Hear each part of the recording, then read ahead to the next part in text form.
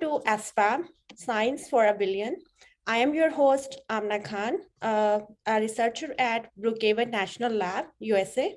So I am really excited to have our guest here today, Professor Rohini Godbole. She is a well-known particle physicist working at Center of High Energy Physics, IISc Bangalore. Your work is globally recognized, and she's a recipient of Padma Shri and many international awards. I am really excited to have you here today, Professor Godbole. It's my pleasure to talk to you.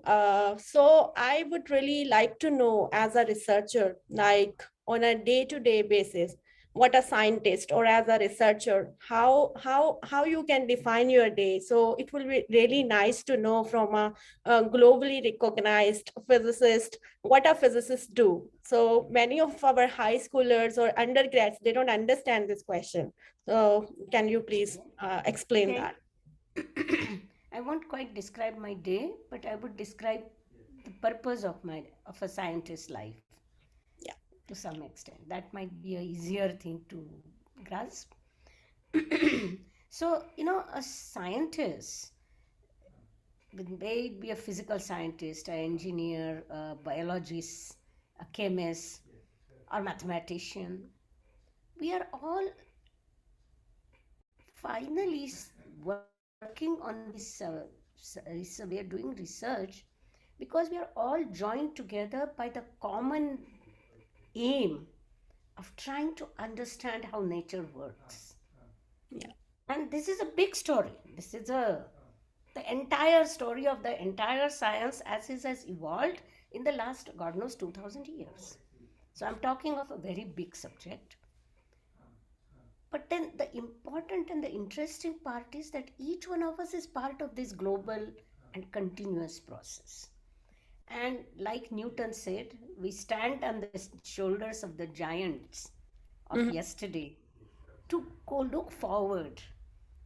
And each one of us, if we are successful, we do something that contributes, adds to the knowledge that we have.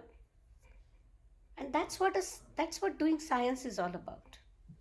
True. Now, some theorists will sit there with a piece of paper. Some experimentalists will pour over their instruments. Some accelerator people like you will build accelerators. Somebody will calculate what kind of accelerator we need Okay. to discover what is lying at the heart of a proton. Or somebody else, right now in Brookhaven there is going to be hosted a big accelerator, at least it's been granted, the electron ion collider, which Yeah. will try to unravel the mysteries at the center of the nucleus, a big nucleus. So all these things, and I'm only talking about things that I do, but that doesn't mean that's restricted by that. So a scientist's life is just about adding to this global process of knowledge Exactly. generation, Yeah. if you like. That's and understanding how things work, how, why, and what. So like you mentioned, a researcher's job is to find how things works and why. So generally it's just a one word, but we all know that this why it takes a toll on your, as a scientist on day-to-day basis, sometimes I got very nice results and I'm very happy. And sometimes I have some failures also. I face failures on day-to-day daily basis. So I would really like your point of view. How did you take all these failures in your career? Because we all know about your successes. I would really love to know that how one can go That's through a this thing. wonderful question. No, Yeah. that's a wonderful question because I think this is part and parcel of being a scientist. Mhm. And very often, you have to learn to analyze your failures and learn through that to see what is the right path. In Exactly. fact, there used to be a very, very famous scientist called Steven Weinberg, who just passed away 3 months ago, or maybe 2 months ago. And he actually said, never be afraid of failures. because it is through your failures, and particularly whether it is experimental, whether it is theoretical, you have to take the strength to have, and that is part of a scientist's life, to analyze everything. Yeah. You don't take anything, you know, and that is part of it. When I say that you stand on the shoulders of giant and you add to the knowledge, you have to first know what the existing knowledge was, but you don't accept it just as it is. You learn how to evaluate, you learn how to critically look at things.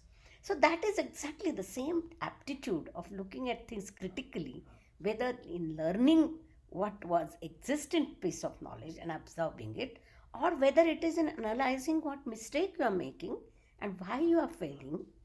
You know, Yeah. True. it's the same critical appraisal, same critical clinical attitude that you need to have. You need to be perseverant. And Yeah. it's not enough just to have a brilliant idea. You True. have to think about how this brilliant idea can be actually pursued in reality. If I'm a theorist, I must know the corresponding mathematics. If True. I'm an experimentalist, I must be able to develop the corresponding experiment, the apparatus. And long gone are the days when a single person built one piece of apparatus. This is now global research. Things are technically very complex, and you always are working in a team.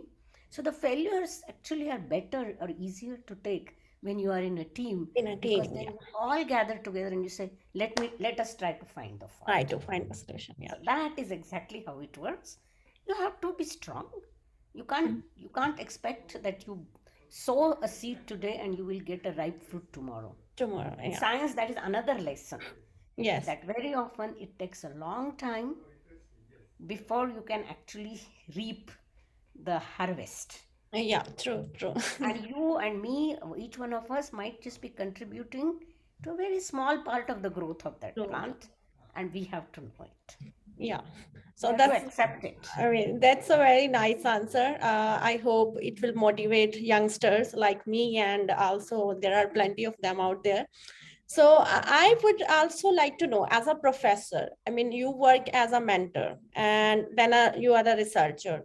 So I would really like to discuss about the importance of students in your life, like how they shaped up your career, or what was the importance. I mean, do you like like as a professor, obviously you teach very young minds, how we can shape up and let's say maybe we can excite them about the science, that what does science do, what are the wonders of science. So how do Yes. you motivate them? Okay, there are two questions in this actually. Yeah. Okay, Sorry.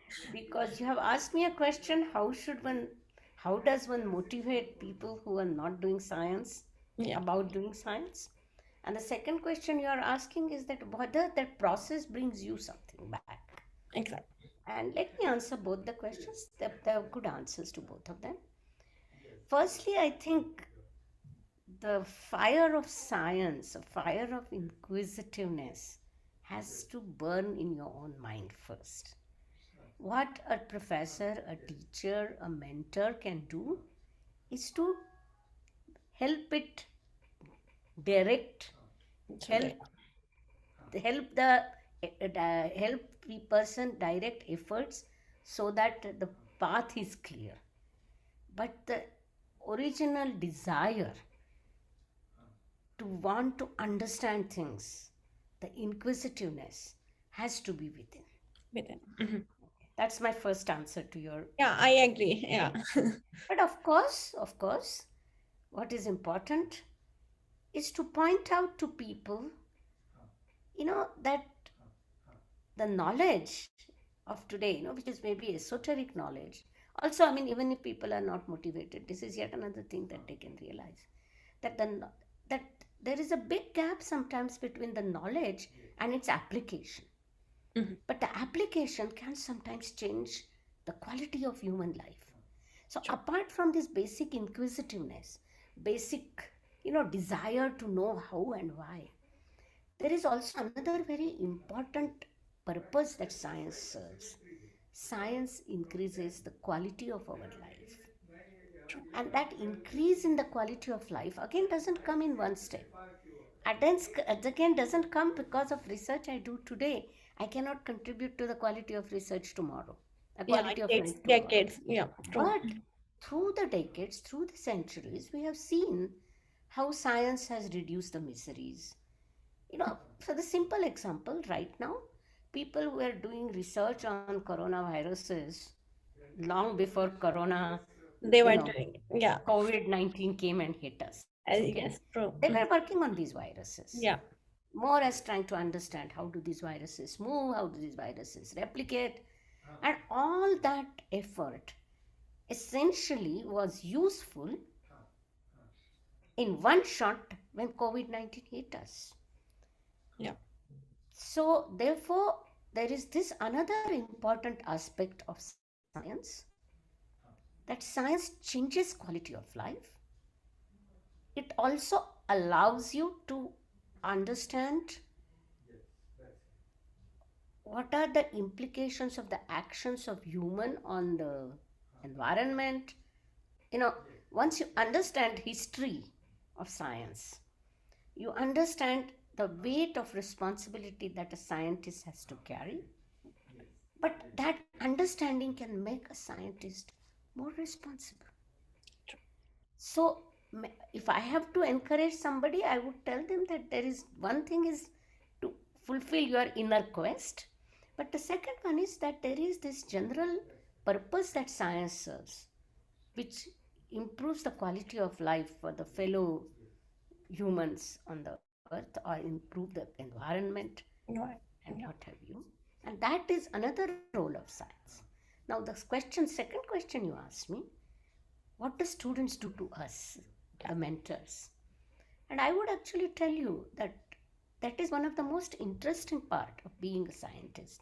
And this is something, somebody told me the day I started my job as a professor, one mhm. of the senior persons told me, one of the advantages or the perks of being a professor is that you don't grow old because you're always in touch with the young. Young minds. Yeah, See, as a professor, I don't mind and ask my student, this new program, I don't understand it. How does one run it? yeah. But think of a big bank officer, you know, a manager. He won't be able to go to a trainee and say, "Oh, I don't understand this. I Can don't you tell understand. me?" Yeah, Whereas in the world of science, it doesn't matter. You we learn are. from your I mean, student, each of one meet of us are students, learning. you Yeah, exchange knowledge, and that I think is the great fun in being a being scientist. a But scientist. again, I will quote using Weinberg because he is my hero. So Stephen Weinberg actually said that whenever he wants to understand a subject properly, he offers to teach it. Yeah, That is something very true. true. Many things I think I have understood them sort of in an inner way only when I have taught it, because then I have had to explain it to somebody who had no prior knowledge, prior understanding of the concepts. Yeah, So, this is the advantage to a researcher about having students. You remain young and you see new points of view. You learn how to develop new eyes to look at the same thing. And sometimes you also find something new which you have missed before. yeah. I mean, this is a wonderful answer that, like you explained, the importance of students. So now let's switch to the science part. Okay, so I am an accelerator physicist, and I'm a, like you are a theoretical physicist working on the particles. So as a particle accelerator physicist, I would be really interesting to know about, like, okay, India has a growing economy and everything, and we have wonderful physicists like you and a lot of professors. I am a product of India, so so I studied in India only. A lot of people motivated me. So, but this question sometimes comes into my mind: why don't we have accelerators in India? Like we have, they are very on a small scale. We are still working on them, but as a we need colliders. And like you talked about electron ion collider, and then at CERN, I mean, there are large hadron collider, and there are plenty of projects across the world. So this is a really interesting topic for me, that how we can motivate young minds in India to come into the accelerator, particle accelerators part, because as a field, it does not exist exactly in India.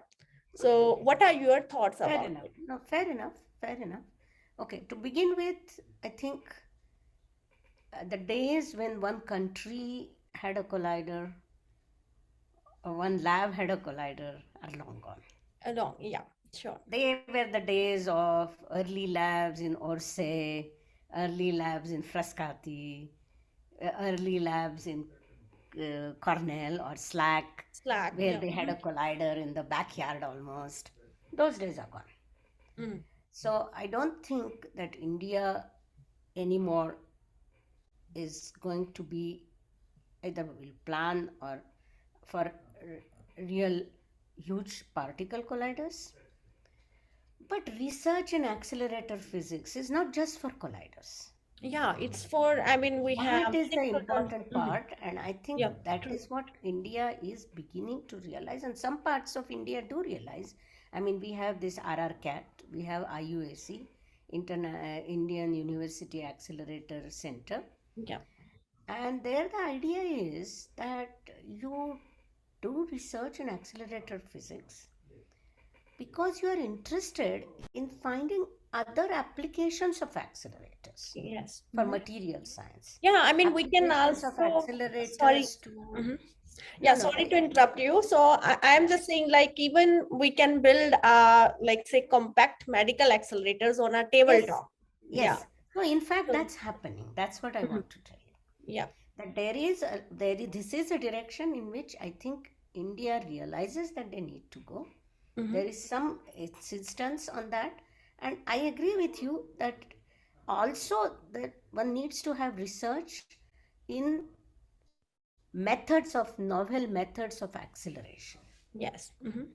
because that might actually mean that tomorrow or maybe decades from now we might reduce the sizes of these huge colliders. Exactly. So research in accelerator physics is extremely important, not only just for accelerators, Yeah, it's but it's because the technologies that are involved, the true. laser, the focusing, the alignments, Yeah, it's not these are, only physics. Yeah. these are technically very, very complex things. Yeah. But not just that, they don't have only applications only in engineering. For example, work in laser physics or photons or highlight sources is also important for quantum information. True. So, therefore, making progress in research in these areas is something that the country needs. And I think people do understand that. And there are actually missions Mhm. which have government has started on quantum information processing and what have you. And it is basically advancement in the area of optics, quantum optics, in the area of optics itself, Yeah. and in the area of high technology.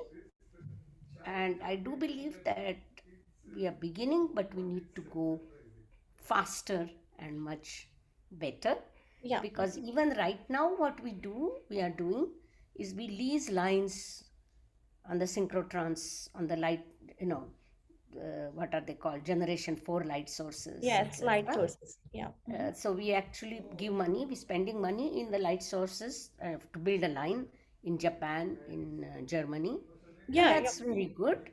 We have to, and now also we contributed, for example, to the Large Hadron Collider by contributing the precision position magnet systems. Yeah. So yes, we need to do more, but we are there. We are So there. Yeah, that's yeah. all. Okay. Thank you so much. Yeah, I know. I mean, I have been to most of the national labs in the world, so I know India contributes it. I mean, it's really interesting to know that, okay, still there is some progress. I would really love to be in India and work in India about particle accelerators. Either it's a medical accelerator or let's say compact accelerator. So still, I mean, there is also a research going on dielectric laser accelerators. It's just a laser acceleration with a chip. Yes. Because I mean, I know Indian students, like most of us, we were very always excited about these kind of things. So hopefully India has these projects soon. So I would really love to be the part of that. So let's go move to the other topic. And I mean, so you did your PhD maybe in 1979, if I'm true. So That's I did correct. mine in 2020. Still there is a this topic is very active, women and science. So I would really like to like lighten up that still why after so many years still there is a gap. We are in the another century and still we discuss, always talk about like why do we need to discuss it? I mean, I would really love to touch the cause of that problem. Is it a Fair uh, enough. yeah, so Fair is it enough. a Fair part enough. of women or like is it a part from a student side or as a society? I mean, I know there are some problems from the society also. So what are your thoughts about it? No, fair enough. Fair enough. So, to begin with, I mean, just to give you an idea that things have Mhm. not remained as static as you Yes. think they Mhm. are. So, just to quote numbers, Mhm. when I went to Indian Institute of Technology in Mumbai to do my master's, Yeah. there was only one girls' hostel, and that girls' hostel had 50 rooms, and the 50 rooms were not all full, Also. okay? Whereas there were nine boys' hostels, and so they were, each hostel at least had 100 people. So there Yeah. were about 1,000 boys on the campus. Today, the situation has changed. The number of people has grown from 5% to women to 15% to Mhm. 20%. So we would like it to be more, but yes. Yes. Mhm. Firstly, things have changed. So don't Yeah. Yeah. think that things have no, no, it's a positive thing that one must keep in mind. Yes. Mhm. The second point is that it is only now in the last 20 years that people have started talking and thinking about the lack of representation of women in science. I think when I did my PhD, when I came back Yeah. uh, to India, either in India or outside, people didn't even see anything wrong in the fact that there are not too many women. Amen. Mhm. So, the major difference that has happened is indeed in the fact that this has come to the light that we need to worry about this. And that's a very important positive change. Yeah. Mhm. So things have changed. Let me Yes. Yeah. They are changing. I know. I mean, it's no no but I for want this to I one. want to really Mhm. sort of tell you that don't Yeah. feel don't feel that things have remained static. They have Mhm. not remained static. Yeah. Mhm. What is important is to understand why we should have more women in science. Yes. Mhm. And even now, I think to my mind, there is a little bit of a lack of correct perception on everybody's part, on the part of women as well as on the part of men, Yeah. Yeah. on the part of students, on the part of administrators, on the part of scientists, on the part of family. I personally think there are some misconceptions and misunderstandings. Mhm. Okay. Let me explain what I mean by that. Is firstly, of course, we all want to say that women should be doing STEM things because they are a biggest majority, 50%, and if they are not participating in processes of science, somewhere the processes of science are the poorer because the more diversity that comes into the thinking process, into contributions, the more richer would that activity would be. Yeah. Now, this is not saying that the men have not done a good job in 500 years or 1000 years. I mean, since Newton, physics has progressed Yeah. wonderfully. Yes. So Sure. it is not to say that we need to bring women so that there is better science. No. No. No. So the science that women do is not different. Yeah. It is just that different human beings have different ways of doing Doing science, science. and all the human beings who are capable of doing it should contribute. So this is the real reason why we should insist that there should be participation in science from all the diverse groups, be it women, be it African American, or True. be it particular caste in India or whatever. So diversity is good for science, and that's why we need it. And I don't think we still appreciate that. Even the ones who are campaigning for there should be more women, and even the ones who do not want, who think that the arguments don't carry any weight, nobody understands this, and that's my judgment. Mhm. But I think we need to really push for participation of women in science for both reasons, for women and for science. And for science, yeah. Women are good for science and science is good for women. Yeah. Most of us are happy to say that science is good for women, so poor women, let them come into science. But that's not enough. That's, Women yeah. are also good for science. Yeah, And I that is mean, the approach that we need to take. This is my first statement.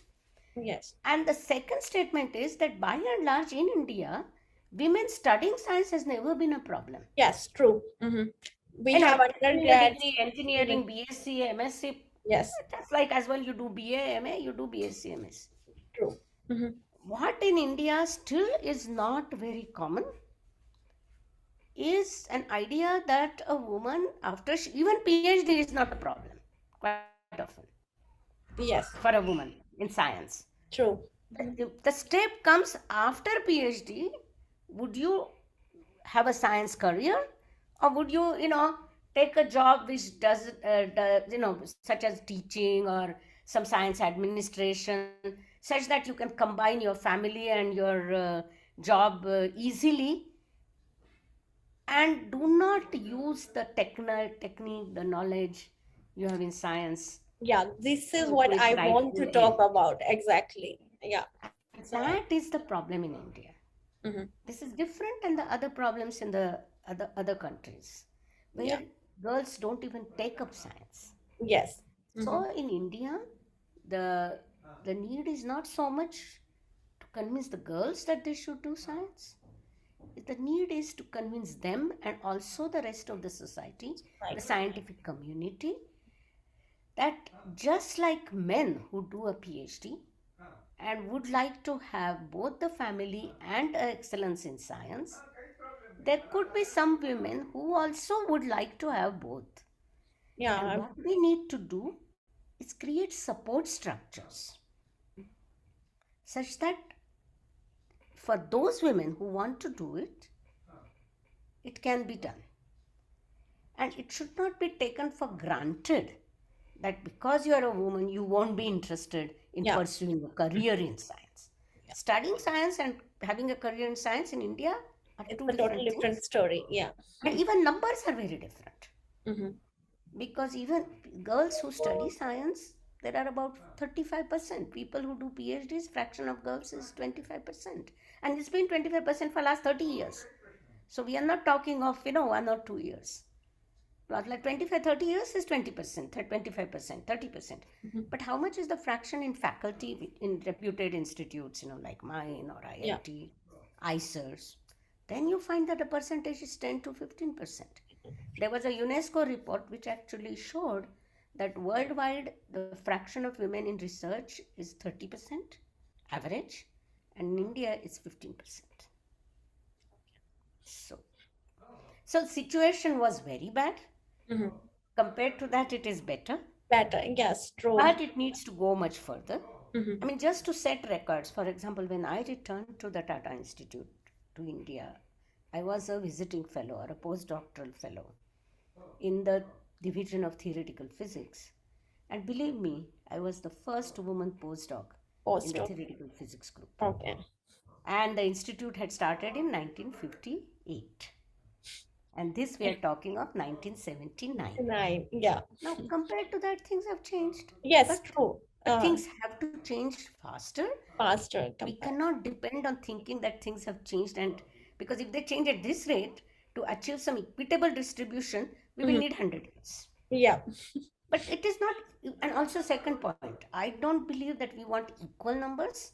We No, want yeah, we equitable want the, rights. yes, true. I mean, this is the main purpose that we always talk about women in science. Some people confuse it, even like maybe I gave the wrong statement. I mean, I want to say that, No, no, you didn't make any wrong yeah, yeah, yeah. statement. I was just So, clarifying it. yeah, yeah, sure. I mean, the numbers are changing and everything, but as a woman, sometimes even like you explained that even personally, I have felt it. It's like not only in India, but maybe worldwide also. Sometimes I'm the only one sitting in a in a room where okay, so it's about, maybe like you told, that it's about the diversity, and we don't want to, as a scientist, I would want the advancement of science. So it's just like that. I would like to have that same confidence. Sometimes it flatters your confidence. So this is all about that's why we talk about women We in should not science. let it should not see, that is where I would say that for women, don't let don't let it affect you that you are the only woman there. It doesn't matter. Yes. Mm-hmm. It doesn't matter. I mean, just as much as others should not see what is important, the aim we have is that we should be looked at as scientists and Fine. not as Yes. women scientists. We Yes. should be looked at as scientists who happen to be women. Yeah. But what I was saying was something slightly a bit more. I was saying that when we start talking about equality or women representation, we should not be talking about saying that we must have equal numbers. That is all I was trying to say. Yeah. That Yeah. don't say that we want to achieve 50% representation. 50% representation. That is not what we should be looking Yeah. at. Yeah. If in the among PhDs 25% are women, then in the faculty there should be 25%. 25%. True, too. But I mean, right now, what happens? There are only 15% in the faculty, mhm. and when you go to the directors, then there are only 2%. Or when you look at fellowships of the academies, which I have, then it is only 1%, 2%.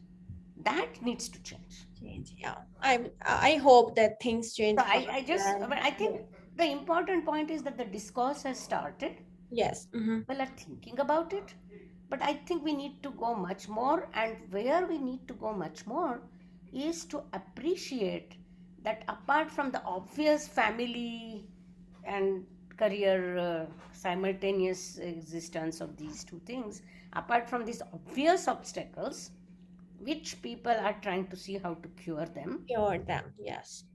and there are some schemes, and India is better than the rest of the world in that, let me also say. But we need to be more aware of the invisible differences, the invisible barriers which Yes. come from attitudes, and they need to be tackled. But before they are tackled, people need to understand and accept that they exist, and this has to come on both sides, Both sides. Yeah. Yes. women as well as Yeah. people with Home. whom they are dealing, the communities in which they exist. Yeah. Everybody has to understand it. That's true. And to me, So, yeah, that yeah. is the order of the day. Okay. Okay? Yeah. I mean, thank you for your answer. I mean, I would really like to, I mean, inform our viewers that you already worked on this field for so long. You have other, I mean, you have a book on Lilavati's daughters. I mean, I loved it. So it explains the very, let's say, the real heroes that we can find near to us. Like sometimes if somebody says to me that, who is the woman scientist that you inspire, most of the time the answer comes Marie Curie. So this is what I so like, because I mean, she was a wonderful scientist, no doubt, but afterwards also there are many wonderful scientists. Even like I mean, when I was a kid, so if somebody asked me like, who do you want to become, let's say, so I would say Marie Curie. That was the only answer to me, because nobody explained to me that there are so many wonderful scientists that people don't recognize it. I mean, there are so many programs. So that was the main idea, that I want to discuss that. Why is it so? Why we come up with only one name? Why we picture a scientist as a male? I mean, I don't have any problem. A lot of male scientists, or let's say the men, so they inspired me a lot on daily to daily basis, my mentor and everything. But this question is like more about the society, I would say. In science, maybe we don't discuss that. Why why is it so? Like how, I mean, things are changing slowly, but as a youngster, to a youngster, like how we should try to picture them that, okay, they should picture both genders equally. And so this is what I want Perfect. to discuss. Like, No, what do you, perfect. Perfect. yeah, And what you are saying is the part that I mentioned at the end of my last intervention, that we need to work at how these attitudes can change. yes, mm-hmm. And for that, there is nothing else but training. True. There is what, for the young age, you need to, like what we did in Lilavati's Daughters, Mm-hmm. we need to do it often enough to point to the young men and young boys and girls Girls, yeah, true. that both to the young boys and to the young girls, Yes, that mm-hmm. there are women both And contributing to processes of science. But not just that, when even in our scientific community, we need to have a training for bias. We yes, need to ask people, train people, teach people to realize that there might be unconscious biases, attitudes like this, and we need to overcome them. We assign in our own minds certain roles, and they need, that attitude needs to change, and this can come only through discourse. This can come only through talking to each other. talking to each other, yes. And people who understand this, and there is this they have to talk about it. I mean, there is this wonderful film, Picture a Scientist. I don't know if Picture you've us, seen it. yes, I have seen it, the, yes, the kind of, that was of course a very hard hitting, yes. very sharp film. Mhm. But sometimes you need to shake people to make To them realize, understand the problem, yes. because the points made there or the cases presented there were very extreme. Extreme, exactly. Mhm. But the point that it makes is not so extreme. The point that is made is that we need to understand, all of us, and particularly the scientific community, the families, and I think it begins with scientific community and the scientists, the women, people who are trying to be, aspiring to be scientists, and also the future generations who are going to become scientists. So we can begin by training them first. Yes, And that's where I think then it's much better to form right attitudes than to unform wrong attitudes. that's a So very therefore, nice statement. perhaps the Yeah, best part is to try and change the attitudes at the beginning of the at the journey. beginning of that, yeah, journey. Yeah, So I would give a lot of importance to building the right attitudes in the young people. And this goes also with the women, okay? yes, it goes on both ways. I It agree. goes Yeah. on both sides, and it has Mhm. to be, everybody has to be made Yes, aware, and people have to become aware. true, true. And that awareness raising is actually, because governments can bring some policies, and I think Yeah. they have to do that too. But it should comes from the It original has to point. also come from within, from Yes, bottom up. bottom up. But Yeah. on the other hand, just to complete, since we are at this story, let me tell you that I am very, very proud now that India's science, technology, and innovation policy of 2020 actually has talked about equity and inclusion as a separate chapter. That's wonderful. Mhm. So I think we are, at least in the planning, we are in the on the Yeah, right path. I mean, But what should we really do to bring this about is a big question, and that needs to be debated. And this is the time. I mean, this is like you have to hit the iron when it is hot so that yeah, you can shape it. true. I mean, this is wonderful to know that, okay, these there are some schemes, so hopefully we will be able to contribute in it. So thank you so much. And so we will end up your interview. Like, I would really like to know, I mean, considering your exceptional journey and experience, what would advice you give to the young minds in the country? Like, one or two sentences, like how you will wind up this whole thing. Like, what is your final message, considering all the failures, all the successes, and all kind of things? What Okay. your I take have a off very to the home? simple message actually. Mhm. Be true to yourself and don't do something because somebody else expects you to do it or society expects you to do it. Do things and choose the path you want to choose because this is what your heart desires. But at the same time, be critical of yourself. Learn to be critical of yourself. That's why I said be true to yourself. That's So be golden critical words. of yourself Yeah, and then choose the path and stick to it. true. Then sky is the limit of what you can do. Wonderful. Thank you Okay? so much. Yeah, thank you so much. These words were very nice. And okay, we'll wind up our interview. Thank you so much.